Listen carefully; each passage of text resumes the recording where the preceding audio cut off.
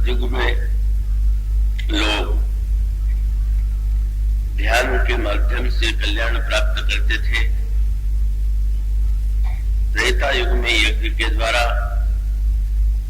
द्वापर युग में पूजा के द्वारा, किंतु इस कठिन कलिकाल में तो भगवान का नाम ही एकमात्र आश्रय है और वह राम नाम साक्षात नृसिंह भगवान है। जप करने वाला प्रहलाद है और यह जो कलयुग है वह मानो साक्षात हिरण्यकशिपु है। और जैसे प्रहलाद के प्रेम से प्रकट होकर भगवान ने हिरण्यकशिपु का वध किया, संहार किया, इसी प्रकार से जब कोई प्रहलाद के समान भक्ति और निष्ठा से भगवान के नाम का जप करता है वह कलयुग के अभिशाप से बच जाता है, मुक्त हो जाता है। तो ये तो कुछ पंक्तियों में कही गई बात है। 9 लोगों में गोस्वामी जी ने श्री राम के नाम की महिमा बताई, विस्तार से बताई, और तभी उन्हें यह लगा कि यह वर्णन तो पूरा नहीं है। और ये बात वे घोषित कर देते हैं कि भगवान के नाम की महिमा तो अमित है, अनंत है, और यहाँ तक कि श्री राम भी नाम की महिमा का पूरा वर्णन नहीं कर सकते।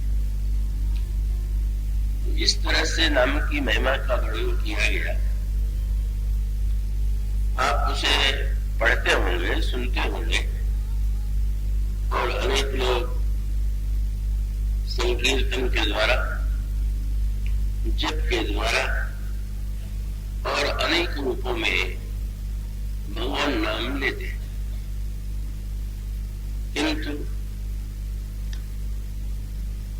अनेक व्यक्ति ऐसे हैं कि जिन्हें नाम की महिमा का अनुभव होता है, पर बहुत से व्यक्ति ऐसे हैं और उनकी संख्या बहुत बड़ी है कि जो उस नाम की जो महिमा बताई गई है उसका वे अनुभव नहीं करते। क्यों नहीं करते? क्या नाम की महिमा सही नहीं है? और यदि सही है तो उसका अनुभव क्यों नहीं होता, कैसे होता है? यह प्रश्न बड़े महत्व का है। तो इन पंक्तियों में गोस्वामी जी ने कुछ इतने अच्छे और महत्व के सूत्र दिए हैं कि उसे हम यदि ध्यान से पढ़ें, सुने, समझे तो हमारे संशय का, हमारी समस्याओं का समाधान हो सकता है। एक तो यह है, और वो तो सर्वत्र सत्य है, और उस सत्य की अनुभूति यूं कह सकते हैं कि गोस्वामी जी ने अनेक व्यक्तियों का नाम लिया और वो नाम लेते हुए उन्होंने यह बताया कि इन लोगों ने नाम की महिमा का जीवन में अनुभव किया। और जब किसी ने ये कहा यह तो पुरानी कथाएं हैं, पुराणों में लिखी हुई हैं, क्या पता ये बातें सही हैं कि केवल कल्पना से लिख दी गई है या कविता के रूप में लिख दी गई है। तो फिर गोस्वामी जी ने स्वयं अपना दृष्टांत दिया। उन्होंने कहा कि दूर जाने की आवश्यकता नहीं है। यह जो तुलसीदास है, आज जो कुछ है वह किसी अन्य साधना का परिणाम नहीं है। यह जो कुछ है, कई बार लोगों को लगता था गोस्वामी जी ने जाने कौन सी उत्कृष्ट साधना की होगी, तपस्या की होगी, योगाभ्यास किया होगा, और तब वे इस ऊंचाई पर पहुंचे। और इसीलिए जब कभी लोग आग्रह से पूछ देते थे कि आप सच सच ये रहस्य बता दीजिए कि आपके जीवन की जो धन्यता और पूर्णता है कैसे हुई, तो विश्वास दिलाने के लिए गोस्वामी जी शंकर जी की शपथ लेते हैं और भगवान शंकर की शपथ लेकर के कहते हैं, शंकर साखी जो राखी कहो कछ तो गरी जीह गिरो। मैं भगवान शंकर की शपथ लेकर के कहता हूं, यदि मैंने कुछ भी छिपाया तो मेरी ये जिह्वा गल करके गिर जाए। और तब उन्होंने जो बात कही वो यही थी कि शंकर साखी जो राखी कहो कछ तो गरी जीह गिरो अपनो भलो राम नाम ही सो तुलसी समुझी परो। मैं तो यही कह सकता हूं कि ये जो कुछ है वो भगवान के नाम की महिमा का, भगवान के नाम का प्रताप। और ऐसे दावा करने वाले आज भी भक्त हैं जिनको जीवन में ये अनुभव होता है कि सचमुच नाम की महिमा कितनी दिव्य है। किंतु प्रश्न तो ये है कि सब लोगों को वैसा अनुभव क्यों नहीं होता है। और तब वह सूत्र जो दिए गए हैं वो अनेक नामों के द्वारा दिए गए। भगवान शंकर का नाम लिया गया, गणेश जी का नाम लिया गया, महर्षि वाल्मीकि का नाम लिया गया, ध्रुव का नाम लिया गया, और इस तरह से अनेक नाम इस महिमा में आपको मिलेंगे। और उसका तात्पर्य यह है कि भाई किसी वस्तु का होना और होने के साथ साथ सचमुच उसकी अनुभूति होना, इन दोनों में भिन्नता है। आप मानो दृष्टांत के रूप में यूं ले लें कि आप मार्ग में जा रहे हो और आपके सामने एक चमकता हुआ टुकड़ा दिखाई दिया और आपको लगा कि संभवतः यह कांच का चमकता हुआ टुकड़ा है। आप उसे ले आए, आपने उसको एक खिलौने के रूप में या तो बच्चे को दे दिया या आपने उसको कहीं रख दिया, और वो ठीक है, वह है तो केवल एक चमकदार कांच का टुकड़ा है क्योंकि आपको ऐसा लगता है। पर मान लीजिए अचानक कोई जौहरी मिल जाए, वो आपके पास आ जाए और वह बता दे कि अरे ये तो बड़ा मूल्यवान हीरा है। तो हीरा तो पहले भी था और अब भी है, और पहले तो आपको उसको पाकर के उस सुख की अनुभूति नहीं हुई थी जितनी अब अनुभूति हुई। उसका अर्थ ये है कि जब तक हम हीरे को हीरे के रूप में नहीं जानते तब तक वह भले ही हीरा हो तो हमें तो कांच के टुकड़े जैसा ही लगेगा। और इसके बाद फिर दूसरा क्रम आता है, और वो क्रम है कि आपने जान लिया हीरा। तो हीरा जान लेने के बाद क्या आपकी भूख की समस्या का समाधान हो जाएगा? क्या हीरा क्या आपकी भूख मिटा देगा? हीरा होने से क्या आपको प्यास नहीं लगेगी? हीरा होने से क्या आपको झाड़ा नहीं लगेगा? हीरा है और वो सारी समस्याएं जो की त्यों है। और तब आपको क्या करना पड़ता है? तब उस हीरे को यदि आप मूल्य के रूप में बदल रहे, आप उसने हीरे को एक जौहरी के पास ले गए और उसने हीरे का मूल्य चुका दिया और उस मूल्य को लेकर के आए तो इतना अन्न एकत्र हो गया कि जीवन भर के लिए भूख की समस्या का समाधान हो गया। जल के लिए इतने आपने साधन एकत्र कर लिए कि वो सारा समाधान हो गया। और ये कह सकते हैं कि वो जो मनुष्य के जीवन की समस्त आवश्यकताओं की पूर्ति एक मूल्यवान हीरे के द्वारा हो सकती है। और उसमें क्रम यही है, पहले जानिए और जानने के बाद उस जानने को क्रियान्वित कीजिए मूल्य के रूप में, और तब आपको लगने लगे। अगर कोई एक हीरे को देख करके ये कहे कि अरे भाई इसमें तो एक मकान है, इसमें एक बड़ा सुंदर सरोवर है, इसमें न जाने कितने गहने हैं, तो झूठी बात लगेगी। पर जब उसको आप दाम के रूप में परिणत कर देते हैं और उसी दाम में आप सारी वस्तुओं का निर्माण कर लेते हैं, तो आपको लगने लगता है कि नहीं नहीं, हीरे में सब कुछ था, किंतु उसको पहले हम जानते नहीं थे, और जान भी गए थे तो हमने उसको मूल्य के रूप में परिणत नहीं किया। वो स्वामी जी ने नाम बनना प्रसंग में यही दृष्टांत दिया। कृपया जागृत रहिएगा, चैतन्य रहिएगा। मैं चेष्टा ही करूंगा कि बहुत कठिन हो, कल का प्रसंग विशेष गंभीर था, पर बात तो जब उसे चैतन्य रह करके सुनेंगे तो फिर वही प्रश्न है कि आप तो कथा में आ गए, दूर दूर से आ गए, पर दूर दूर से आने से के बाद क्या आप पर कथा आप यदि सो गए तो क्या हुआ? कथा कितनी सुंदर हुई, कितनी मधुर हुई, क्या कितनी ज्ञानपूर्ण हुई, इसका अनुभव तो जब आप चैतन्य होकर के सुनते हैं तब में होता है। और सुनने के बाद जब आप कहीं उसमें से कुछ बातों को क्रियान्वित कर लेते हैं तो आपको और विशेष आनंद की अनुभूति होती है। तो इसीलिए गोस्वामी जी बड़ा सुंदर दृष्टांत ये देते हैं। उन्होंने दृष्टांत इस रूप में दिया कि वस्तुतः तो ये जो ब्रह्म है कहां रहता है?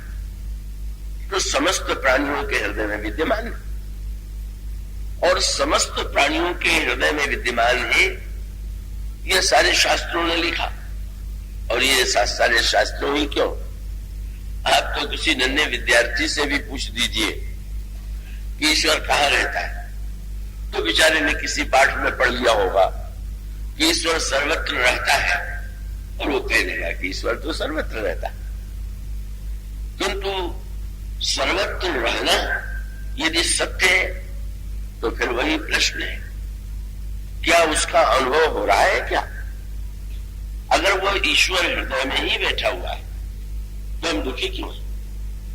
हम में दुर्गुण क्यों है, दुर्विचार क्यों है? और गोस्वामी जी ने कहा असप्रभु हृदय अछत अविकारी सकल जीव जग दीन दुखारी। और तब उन्होंने नाम का आश्रय लेते हुए कहा कि ठीक, चाहे इसे ब्रह्म का तात्विक रूप कह लीजिए, चाहे नाम के रूप में उसे देखिए। नाम जो है और वो नाम से बढ़कर के सच बात तो ये है, कई बार लोग उससे पूछ देते हैं कि गीता में तो भगवान ने कह दिया कि जब यदा यदा ही धर्मस्य ग्लानिर्भवति भारत अभ्युत्थानम धर्मस्य तदात्मानं सृजाम्यहम्। भगवान क्यों नहीं अवतार ले रहे? इतनी बुराई बढ़ गई है, इतना पाप बढ़ गया है। तो मैं विनोद में बहुधा उनसे एक बात कहा करता हूं और आपसे भी यही कहूंगा। जिन सज्जन ने मुझसे कहा, उनसे मैंने कहा कि आप यह श्लोक पढ़ते समय थोड़ा सावधान रहिएगा। क्या वो भगवान अवतार लेकर के साधुओं की रक्षा करते और बुरे लोगों का वध करते? तो मैंने यही कहा कि आप यदि ये समझते हो कि आप साधु हैं तो आप ये श्लोक दोहराइए, और कहीं आप वो नहीं है और अवतार लेकर के आ गए और आपका भी वध उन्होंने कर दिया तो क्या होगा? वो तो विनाशाय दुष्कृता में साधु बनना सरल है क्या? आप कहते हैं भगवान का अवतार क्यों नहीं होता? नहीं होता, ये आपका भाग्य है, हम सबका सौभाग्य है। इसको बुरे अर्थ में नहीं लीजिएगा। इसका अर्थ है कि भाई वो अवतार लेकर के जब वो अपनी तराजू पर तौलते हैं, मतलब आप सोचिए ये जिन भगवान का वाक्य है, भगवान कृष्ण उन्होंने क्या किया? परित्राणाय साधूनाम विनाशाय च दुष्कृताम, वे आए। और आप जानते हैं कौरव और पांडवों का युद्ध उनके सामने ही लड़ा गया। तो सारे कौरव ही मारे जाते तो कोई बात थी, कौरवों का भी वध उन्होंने होने दिया।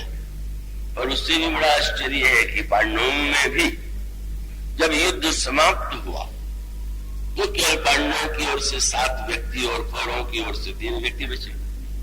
अब जब इतनी कठिन गिनती हो, इतनी बड़ी संख्या में 10 बचे और सब मारे जाए, तो अगर आ ही जाएंगे तो आप कल्पना कर लीजिए।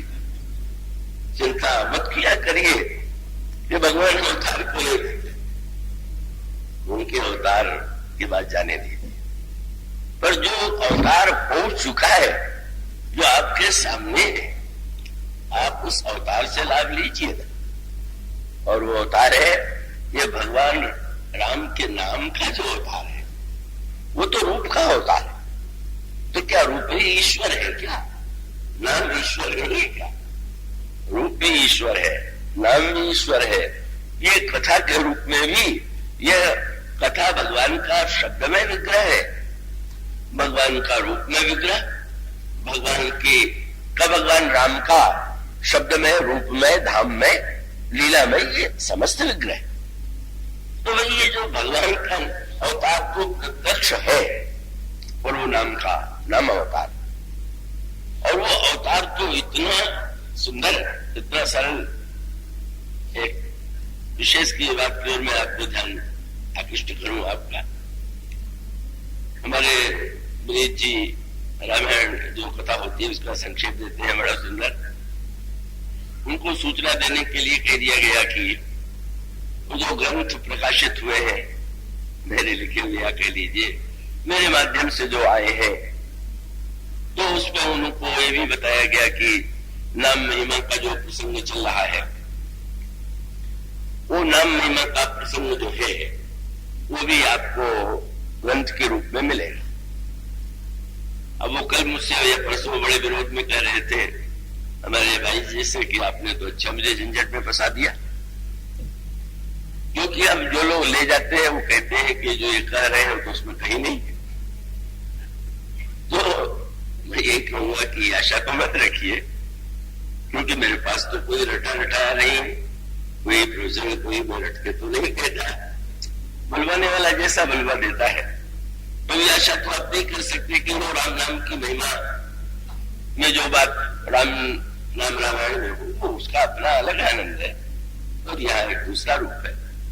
अब कम से कम विनीत जी फंस गए हैं, तो उनको बचाने के लिए एक प्रसंग की ओर बताना कृष्ण कर दो, जिसमें उसमें आया गोस्वामी जी ने भगवान के रूप और नाम की तुलना की, और दोनों की तुलना करके उन्होंने कहा कि भगवान की अपेक्षा नाम श्रेष्ठ है। तो उसमें जो नाम रामायण, वो जो ग्रंथ नाम रामायण के रूप में है, उसमें वो वृंदावन में वो प्रसंग लिया गया था जिसमें राम रूप रामायण और नाम रामायण की तुलना। तो उसमें गोस्वामी जी ने जो तुलना किया वो प्रारंभ से नहीं किया।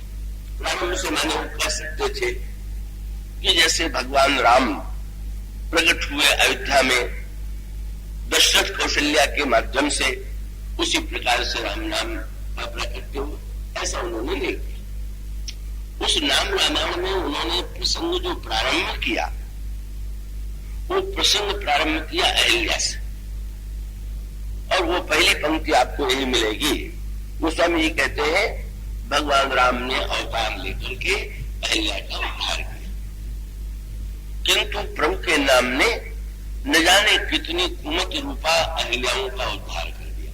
यहां से उन्होंने रामायण प्रारंभ किया। राम एक तापस दिय तारी, नाम कोटि खल कुमति सुधारी, ऋषित राम सुकेत सुता की, सहित सेन सुत कीन विवाकी, सहित दोष दुख दास दुरासा, दलई नाम जिम रवि निसिनासा, भंजो राम आप भो चापू, भव भय भंजन नाम प्रतापू, दंडक बल प्रभु कीन सुहामन, जन्मन अमित नाम किए पावन, निश्चर निकर गले रघुनंदन, नाम सकल कलि कलुष निकंदन, सबरी गीत सुसोयन, सुगत दीन रघुनाथ, नाम उधारे अमित फल, वेद विदित गुण गाथ। और राम सकुल रण रावण मारा, सीय सहित निज पुर पगुधारा। सेवक सुमिरत नाम सप्रीति, बिनु श्रम प्रबल मोह जल जीती। फिरत मन स्नेह मगन सुख अपने, नाम प्रसाद सोच नहीं सपने।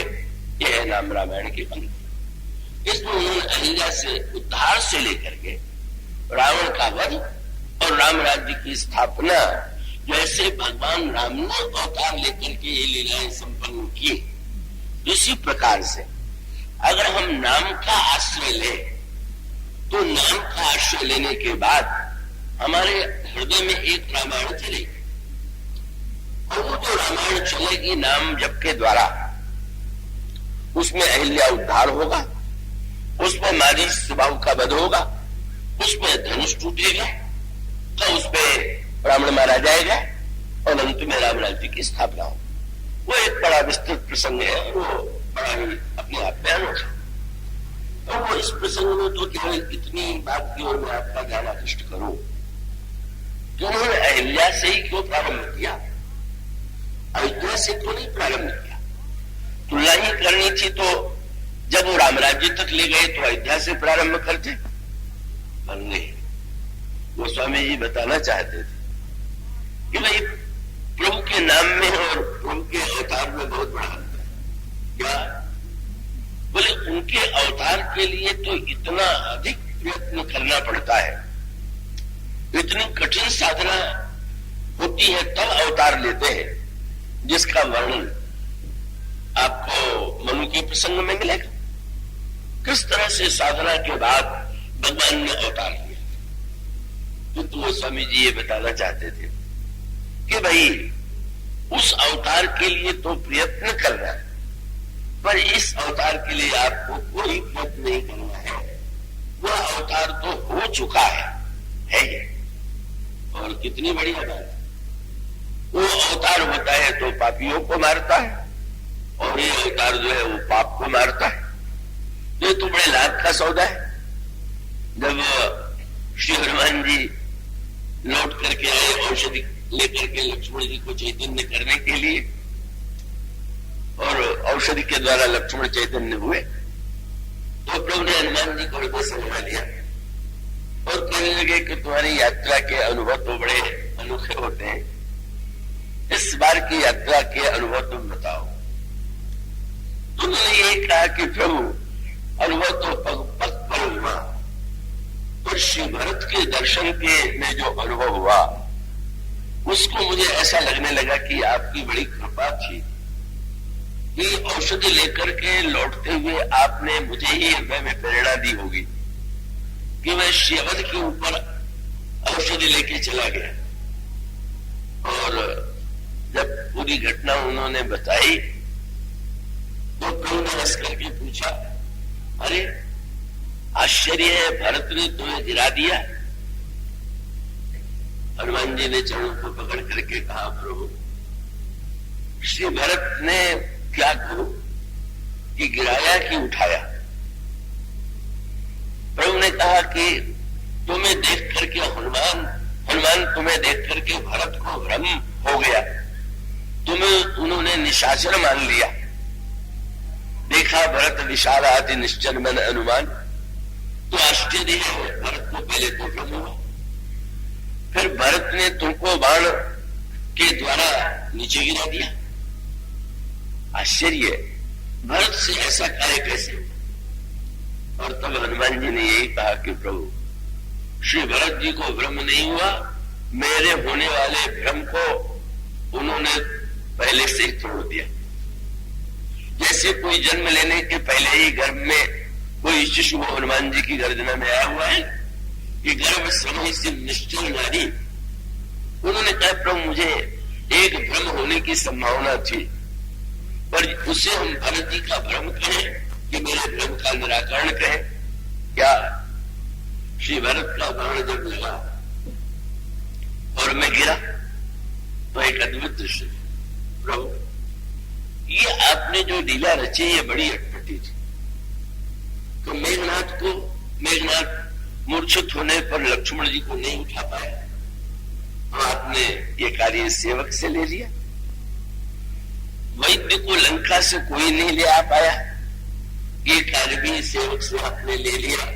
सुखेड़ वैद्य घर सहित लाए गए और फिर औषधि लाने के लिए भी कोई प्रस्तुत नहीं था, तो ये सेवा मुझे सौंपी गई।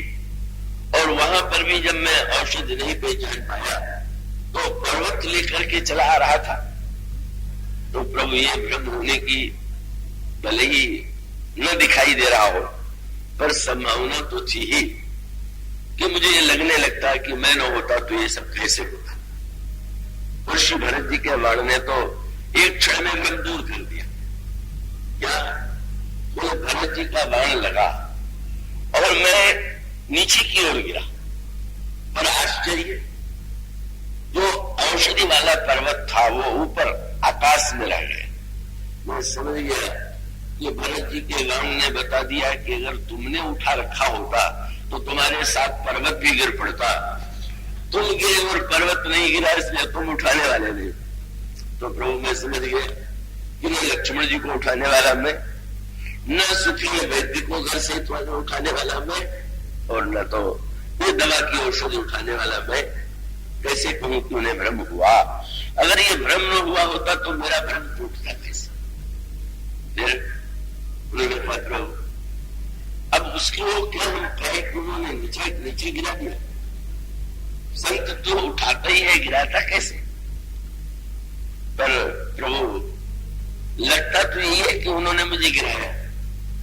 तो गिराया वहां उस अयोध्या की भूमि में जहां बार बार आप जिस धूल में गिर के आनंद का अनुभव करते, अगर उस धूल में वो न गिरा देते तो मैं तो अभागी रह जाता, कि उस धूल से वंचित रह जाता। कितनी बड़ी कृपा उन्होंने किया, प्रभु कितना ऊपर उठा दिया।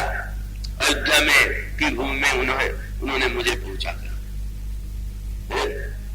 बोले प्रभु आपने लीला की कि लक्ष्मण जी मूर्छित, मैं वही दिलाया, दवा लाने गया, लेकिन आश्चर्य मैं भी तो मूर्छित हुआ।